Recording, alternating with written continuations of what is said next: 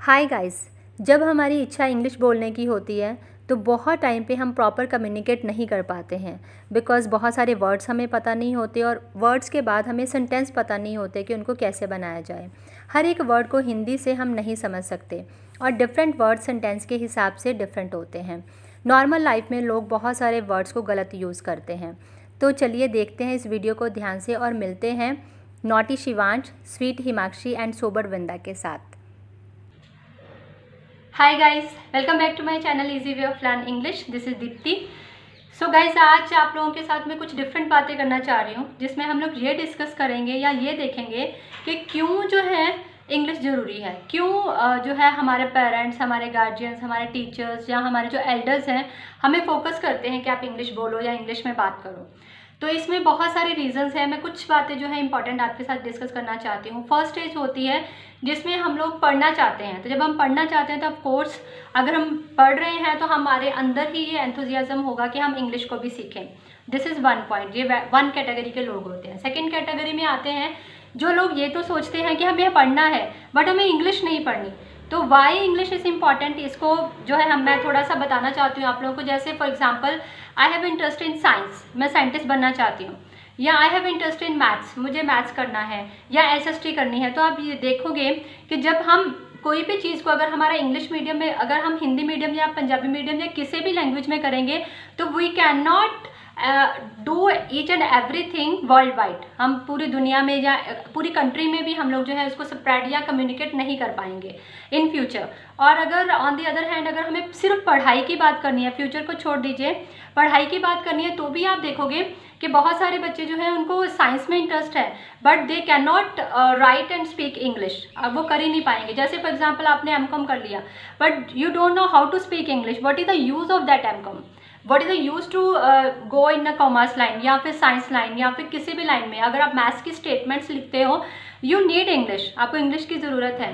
तो why this मकअप? अगर आपको पढ़ाई में इंटरेस्ट है, I am talking about the student जिनको पढ़ाई में इंटरेस्ट है तो नहीं है, या पूरी पढ़ाई में इंटरेस्ट नहीं, सिर्फ एक स्ट्रीम में इंटरेस्ट है, तो उनके लिए भी इंग्लिश जो है बहुत ज़रूरी है। क्योंकि अगर पढ़ते हैं तो भी हमें ये चीज़ ध्यान में रखनी पड़ेगी कि अगर हम रट्टाफिकेशन के बिना किसी चीज़ को अंडरस्टैंड करके अच्छे से लिख सकते हैं, सिर्फ आपने पैराग्राफ पढ़ा, you know how to write और रीड इंग्लिश, तो आपने सिर्फ उसको पढ़ा और उसके बाद ऑटोमेटिकली आपने उसको लिख लिया अपनी लैंग्वेज में, तो you will definitely get good marks. आपने देखा होगा कि आपके स्कूल टीचर्स या बड़े लोग जितने भी हैं वो सब आपको यही बोलेंगे कि रट्टा लगा के मत लिखो, अपनी लैंग्वेज में लिखो, तो उसके मार्क्स जो है ज़्यादा मिलते हैं।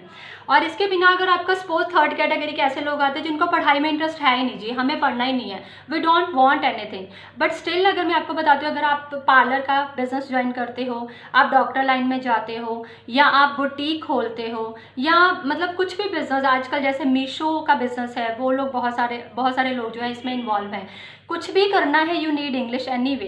क्योंकि अगर आपको फॉर एग्जांपल अगर आप किसी भी कोई भी क्यों, जो डॉक्टर के पास कौन आएंगे? डॉक्टर के पास अगर अनएजुकेटेड लोग आते हैं तो एजुकेटेड लोग भी आते हैं। हम ऐसा नहीं कह सकते हैं कि ठीक है इट्स ओके, हमें बहुत सारी बातें ऐसे बोलनी पड़ती हैं कि हिंदी में बोलना पड़ता है, बहुत ठेठ बोलना पड़ता है, उनके साथ इंग्लिश वर्ड यूज़ नहीं करने होते हैं। लेकिन क्या डॉक्टर्स जो हैं घरों से बाहर नहीं जाते? क्या वो मॉल्स में नहीं जाते? क्या वो एजुकेटेड लोगों के पास नहीं जाते? उनको सबके पास जाना पड़ता है और इंग्लिश की ज़रूरत है। यहाँ पे हम और कह सकते हैं कि आपको डॉक्टरी तो आती है but you cannot speak in English, तो वहाँ पे आपकी जो इमेज है वो डाउन हो सकती है। जैसे मैं बता रही थी अभी बिजनेस का कि मीशो का बिजनेस करता है, तो कोई आपको एक स्टेटमेंट लिख के भेजता है कि मैम ये कितने का है, ऐसा कैसे कहाँ पहुँचेगा, you don't know what is the meaning of that. तो हाँ, आप क्या बोलोगे उसको कि मुझे नहीं आता है, आप हिंदी में या पंजाबी में लिख के भेजो। तो दिस ऑल्सो भी a little embarrassing for us. और अगर हम जैसे कोई भी और पार्लर का काम करते हैं तो हमारे पास बहुत सारे एजुकेटेड लोग आएंगे, तो we should know each and everything we need actually for each and everything English. तो जब हम इंग्लिश जो है यहाँ तक हम ये देखेंगे कि थोड़ी सी मेहनत करनी है, थोड़ा सा प्रयास करना है। I am trying my level best कि हर चीज़ जो है ग्राउंड लेवल पे जाके जो है बताई जाए, सबको पता होने चाहिए। जैसे हम घरों में बात करते हैं तो बच्चे हमारे पढ़ लिख जाते हैं, अब बच्चे बोल रहे हैं तो बच्चे हमें बोलेंगे मम्मा आपको ये भी नहीं पता, तो वहाँ पे भी थोड़ा सा अपने आप को गिल्ट फील होती है कि यार पापा मतलब ये भी नहीं आता आपको तो क्या है, हमारी पढ़ाई का क्या फ़ायदा। मतलब हमें इतना भी समझ नहीं आ रही है, जब बच्चे हमें टोकते हैं या बोलते हैं, तो हमें जो है या फिर स्टूडेंट जो है उनके छोटे भाई बहन जो है उनको बताते हैं कि दीदी आपको ये भी नहीं पता, तो हमें जो है थोड़ा सा फोकस करना है। अगर बाकी लैंग्वेजेस में जितना भी जो भी आपका इंटरेस्ट है, जैसे मैंने बहुत सारे स्ट्रीम्स बताया, आपका पढ़ाई में इंटरेस्ट है, नहीं है, किसी और चीज़ में इंटरेस्ट है या किसी एक सब्जेक्ट में इंटरेस्ट है, हर चीज़ के लिए आपको जो है इंग्लिश ज़रूरी है। और दूसरी बात, अगर कोई जॉब करते हैं तो जॉब में भी आप देखो लोग जो हैं क्या करेंगे, उनके पास बहुत सारे आइडियाज़ होंगे, बहुत सारा कुछ होगा, लेकिन मीटिंग्स में दे कैनॉट स्पीक, वो बोल ही नहीं पाएंगे, they cannot express their ideas in nice way, अपने आइडियाज़ को एक्सप्रेस नहीं कर पाएंगे। अगर हम धार्मिक हैं तो भी हमें जो है इंग्लिश की ज़रूरत है, जैसे कन्वर्सेशन के लिए वीडियोज़ आती हैं, या एस्ट्रोलॉजी, न्यूमरोलॉजी जो है बिज़नेस की किसी भी पार्टीज़ के लिए, किट्टी पार्टीज़ के लिए गेट टुगेदर होती है, या फिर हम पॉलिटिकल अगर पार्टी में हैं तो कॉन्फ्रेंसेस के लिए इंग्लिश की ज़रूरत पड़ती है। सो कंक्लूज़न ये है कि अगर आपका पढ़ाई में मन है, पढ़ाई में मन नहीं है, किसी एक पर्सनल स्ट्रीम में मन है, या आप जो है बिज़नेस भी नहीं करना चाहते हो, आप जॉब भी नहीं कर रहे हो, आप हाउसवाइफ हो, तो मैंने सभी एग्जांपल्स दिए कि why English is important in each and every field, अगर हमें आगे बढ़ना है या अपनी एक प्रेस्टिजियस जो है लाइफ को जीना है। तो अभी देखते हैं कुछ मैंने जो है आगे ये वाली वीडियो जो है तैयार की है, जिसमें हम लोग स्मॉल सेंटेंसेस को यूज़ करते हुए कम्युनिकेट करेंगे with our family members, with our kith and kin, with our relatives. तो must come. Hang the clothes on peg. Hang means होता है टंगाना, जैसे हैंगर से आया है ये वर्ड, और ये जो है इसको पैग कहते हैं, जिसको हिंदी में कुंडी कहते हैं। रन द मशीन, कोई भी ऐसी चीज़ जिसमें बटन नहीं होता उसको हम रन वर्ड यूज़ करते हैं, अदरवाइज़ हम लोग स्विच ऑन वर्ड यूज़ करेंगे। Keep this wallet in the basket, इसको बास्केट कहते हैं, ये वॉलेट है। Put the clothes in the bucket, ये बकेट है जिसमें डर्टी क्लोथ्स हैं।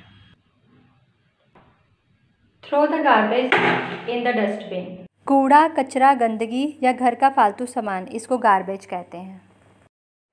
हमारी लाइफ में किसी भी तरीके से हमारे साथ जो जुड़ा हुआ व्यक्ति है उसको किथ एंड किन कहते हैं, जैसे कि हमारे relative, colleague, known, neighbour, school mate, college met, classmate, या किसी भी तरह का कंपेनियन मेट, ट्रैवलिंग मेट, सबको जो है मिला के एक वर्ड बनता है किथ एंड किन। जैसे आपने अभी पीछे वाला वीडियो देखा है, इसमें हमने बहुत सारे वर्ड यूज़ किए हैं। जैसे मैंने एक बार यूज़ किया कीप, कीप का मतलब होता है रखना, किसी भी चीज़ को रखना। पुट का मतलब होता है डालना किसी चीज़ में। थ्रो का मतलब होता है फेंकना। ऐसे ही हमने वर्ड यूज़ किया डर्टी, डर्टी का मतलब होता है गंदे कपड़े, डर्टी क्लोथ्स या डर्टी कोई भी चीज़। या ओल्ड का मतलब पुराना होता है, ये दोनों डिफरेंट वर्ड हैं। पुराने कपड़े और डर्टी वटे कपड़े दोनों अलग होते हैं। ऐसे ही न्यू क्लॉथ्स और फ्रेश क्लॉथ्स अलग हैं। जैसे न्यू क्लॉथ्स जो अभी हम लोग बाय करके लेके आए हैं, और फ्रेश क्लॉथ्स हम उनको भी बोलते हैं जो धुल के रखे हुए होते हैं। तो फ्रेश और डर्टी ऑपोजिट हैं एक दूसरे के, या न्यू एंड ओल्ड दोनों एक दूसरे के ऑपोजिट। इसके बाद हमारे पास वर्ड आया है हॉकर, उसका मतलब होता है रेडी वाला, नॉर्मली जो गलियों में सामान बेचने के लिए आते हैं। यहाँ पे फुल एंड फिल दोनों का मतलब जो है भरना होता है, पर यूज़ अलग अलग हैं। और थर्ड है हमारे पास बेसमेंट, मीन्स होता है जो घर के नीचे रूम होता है उसको बेसमेंट कहते हैं, या बिल्डिंग के नीचे। और ग्राउंड मीन्स होता है जो रोड लेवल पे होता है कोई। Then floor starts from 1 to till no end, इनका कोई भी एंड नहीं होता। फ्लोर्स जो है एक से स्टार्ट होके किसी भी बिल्डिंग के कितने भी फ्लोर्स बन सकते हैं। डाउनस्टेयर्स मीन्स नीचे जाना, और अपस्टेयर्स मीन्स ऊपर आना। यहाँ पे बंद करने के बहुत सारे मीनिंग है, जैसे turn off the tap, tap के लिए हम टर्न ऑफ ही वर्ड यूज़ करेंगे। सील द गेट, गेट जो है जैसे फाटक जो है इसको बंद करने के लिए सील वर्ड यूज़ होएगा। Switch off the fan, fan और लाइट्स को बंद करने के लिए स्विच ऑफ वर्ड यूज़ होएगा। आइज़ और बैग्स को बंद करने के लिए क्लोज वर्ड यूज़ होएगा। डोर और माउथ को बंद करने के लिए शट ही वर्ड यूज़ होएगा। अपना काम बंद करने के लिए वाइंड अप वर्ड यूज़ होएगा। बैग और गिफ्ट्स को पैक करने के लिए मीन्स बंद करने के लिए पैक वर्ड यूज़ होएगा। स्कूल के लिए क्लोज वर्ड यूज़ होएगा। थिंकिंग के लिए स्टॉप थिंकिंग वर्ड यूज़ होएगा। बॉल के लिए कवर होगा ढकना, मतलब फास्टन मतलब बंद करना, बेल्ट को बंद करना। कवर द बॉल, उसको बंद करना। Tie the your button, button जो है उनको बंद करना, टाई वर्ड यूज़ होगा। लॉक द डोर, बंद करने को लॉक वर्ड यूज़ होएगा।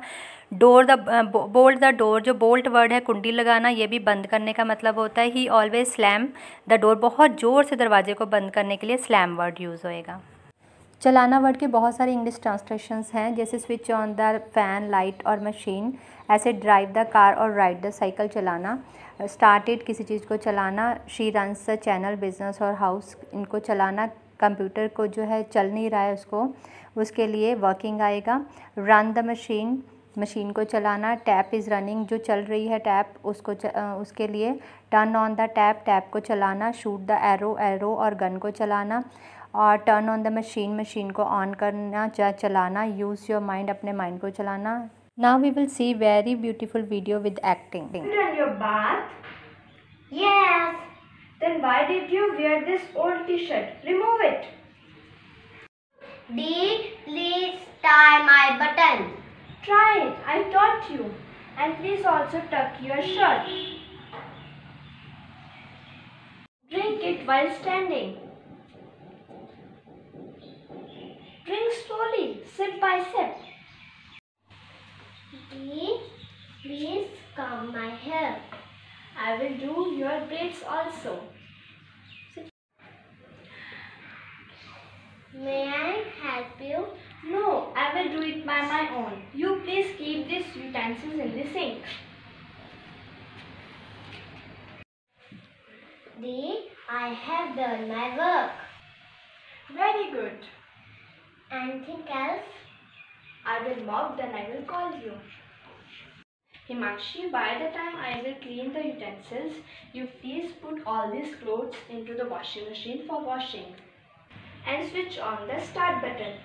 Okay. Himakshi, please bring the clothes from the washing machine and help me for drying them.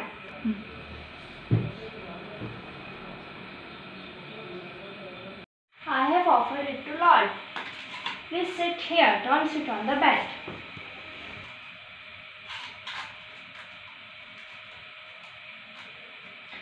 Take small bite like Himakshi. Don't gulp it. Chew it nicely. I'm tired after lots of household chores. Dee, do you take tea? I don't like tea. Tea is not good for our health. We will take fruit. What a mess! Please keep each and everything in order and spread the bedsheet nicely. Look at the board, revise it and memorize it. Do you remember what we have to do today? Yes. Shansh, open your bag and take one book for reading. Open page number 10 for reading. Very good, Shivansh. Now we will do writing work. Now start writing. Shivansh, don't disturb the class. Sit down. Why don't you sit properly, Shivansh? Where's your pencil? I don't have pencil. Himakshi, do you have spare pencil? Yes, I have. Please give him.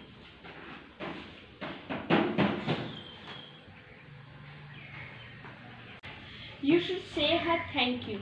Thank you. You're welcome. Now stop writing. Time is over. Down your pen. Shivansh, very poor handwriting. Sharp the pencil and put the scrap into the dustbin. Very good, Himakshi. Behave yourself, Shivansh. I want to drink water. Shivansh, please share your water bottle with Himakshi. No. Give to her. She finished it. Shivansh, she has given her pencil to you now. Yes. So please give her. Pack your bags and we have tutorial period now. Yay! Ho, ho. What do you want to do, Himakshi? I want to swing. I want to play harmonium. Do it nicely.